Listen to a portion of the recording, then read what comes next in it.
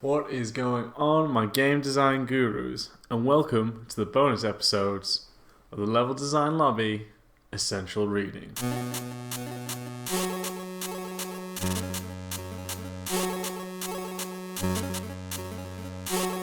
Hey everyone, hope you're doing well and playing and or making the games that you love. So you're joining me, your host, on the mini bonus episode series of my Essential Reading list. And through the month of December, I'm trying to release I'm releasing a podcast episode once a week. And in between the main podcast episodes, I'm doing these essential reading lists. As you may have seen in episode 3, I did a breakdown of one of my favourite books on my essential reading and went into depth on why it's one of my favourite and why it's worth reading. So now, what I'm doing is going through 5 of my favourite things that I've read during this week or watched during this week and recommending them to you, my audience.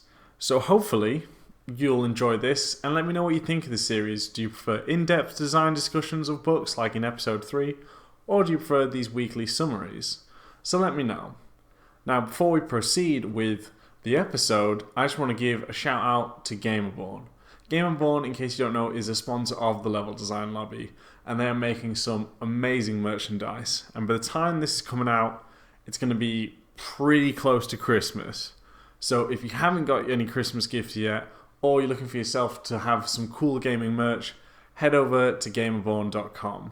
Links will be in the description down below, but use the coupon code LevelDesignLobby, and that way you'll get 10% off your first purchase. So again, it has amazing merchandise from clothes to mugs, from ages from newborns all the way to adult. So it's worth checking out, and it has some great merch, and I think you guys will really enjoy it. All of the information I've just said is in the description down below. Check it out, GamerBorn. So now, let's kick off this episode. The first one I want to talk about is an article from an independent developer on Gamasutra. And what it's about is how to create a great feeling of control through platformers and the controller input you use for your platformers. And it's about a game created by an indie dev called Suzy Cube, and it is amazing. I think it's great.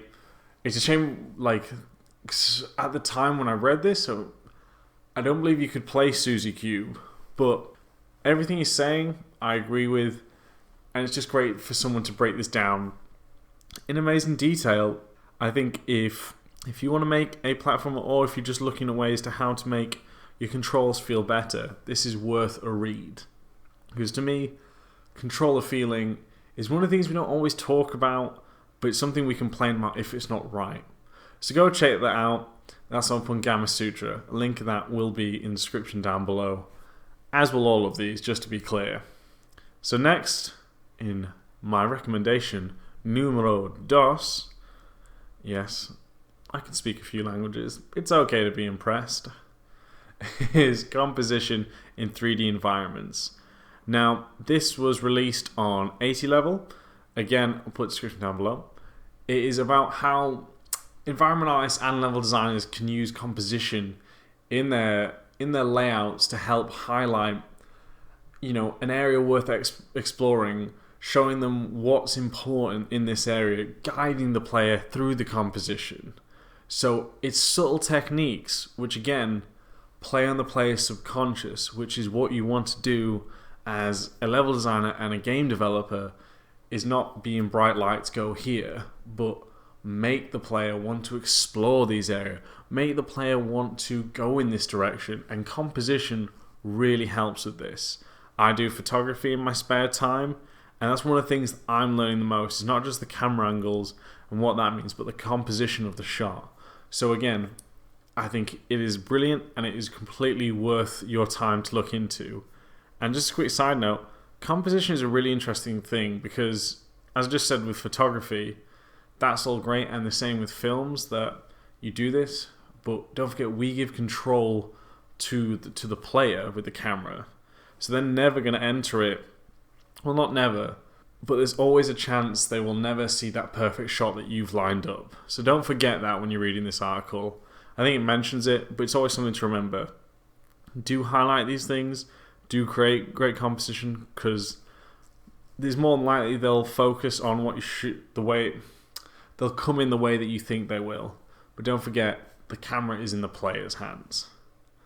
So just before we move on to the final three, I just want to say thank you to all of you who follow me up on Twitter already. It's great because I've had such great interactions from many of you, and it's always great to hear from you because you guys leave great feedback. And if it wasn't for your feedback, I don't believe this show will be getting better. So honestly, thank you to all of you. And the reason I'm promoting my Twitter here is because, like I said, for the month of December, I will be trying to do one episode. Well, I am going to be doing one episode a week. But in case you want to know more level design tips, I put a bite-sized chunk of tips every week, Monday to Friday, at least 2 to 3 tweets a day about level design, sharing you either articles that I've enjoyed and also some of my tips to you guys. So if you want more bite-sized chunks of level design, then do hit me up on Twitter and give me a follow at MaxPairs. It's great that most of you are doing this, but again, it's cool if more of you want to get to know me and my level design tips there. Now, let's move on to the third one. And this is back to another YouTube show that I mentioned in the first bonus episode, Extra Credits. And this is more on a game design topic, which is the topic of weak mechanics and why some of them actually have purpose. Now, I don't want to give too much away because, again, I want you to check this out, and I don't want to rehash any of their information because they've worked hard to create these videos. It's just more breaking down that we do have mechanics in video games, but not everyone is truly an in-depth mechanic, but they do serve purposes, whether it is highlighting the main core mechanic or another way for you as the player to be immersed in the world.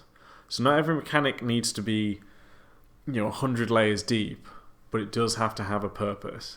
And I think that's definitely worth checking out. It is one of my favorite extra credit videos, and one that I've watched, I'm going to say 3 times. I've really enjoyed it, so do go check it out. Number 4. Now, this one is brilliant because some of you may have read an article on feedback, and I was talking about how I gave feedback for one of my personal games, Chess Quest, a mobile platformer runner, and it's a talk at GDC called Meet. And in this presentation, the designer, sorry, I've forgotten the name of the man who's giving the presentation, but you'll see it when you go to the video. Him chatting about how, despite us being in games, the majority of the characters that you play are flesh characters. We are made of meat. And yet when we're hit, whether it be in Call of Duty, taking a ton of bullets, or getting slashed in Dark Souls, it doesn't always feel like that we're actually meat, that we have this flesh. So he mentions about how in his game and other games, how to carry weight into your health, how to make it feel like your body has wear and tear. And again, if you're looking to make a health system, as most games have them, but make it feel more immersive and kind of dynamic with that impact, this talk is for you guys. So go check it out. I was happy I stumbled across this because it was just on autoplay on YouTube. But again, it was brilliant. So now, let's talk about the final thing, which is actually a book. I want to talk about the book Starting Point, which is a group of interviews translated about the great Hayao Miyazaki. And for any of you who aren't familiar with who Hayao Miyazaki is, he is the famous director of the Studio Ghibli films. Yeah, there's 2 parts to this, Starting Point and Turning Point. And to me, Starting Point is a great read, especially if you're an animator. Even if you're not, understanding his mindset and what he had to get through to get there is fantastic. It is essentially a collection of interviews from when he started as his debut as a child getting into the industry to his first directing role in a film and TV series to, I can't remember where it's up to, I think it's about 1995, 1996, round about Princess Mononoke, I want to say. And it's a great read. Turning Point, I don't recommend, but go check out Starting Point. Again, a link will be in the description. So, sorry, I'm going to break my phone. There are my 5 top recommendations of this week for game devs. So I hope you enjoy it. Go check them out. And don't forget to check out gaming merch at GamerBorn.com. So I hope you're all having a great time in December and that you're with the people that you love and also playing some cool games. I just got absolutely suckered into the Steam sale in autumn and must have bought 4 games. Still haven't played. Need to complete Legend of Zelda Breath of the Wild, which, great news, there's going to be some great episodes of Breath of the Wild coming up in the near future. But, spoilers. Okay, take it easy, guys and girls. I'll see you later. Enjoy yourselves. Bye.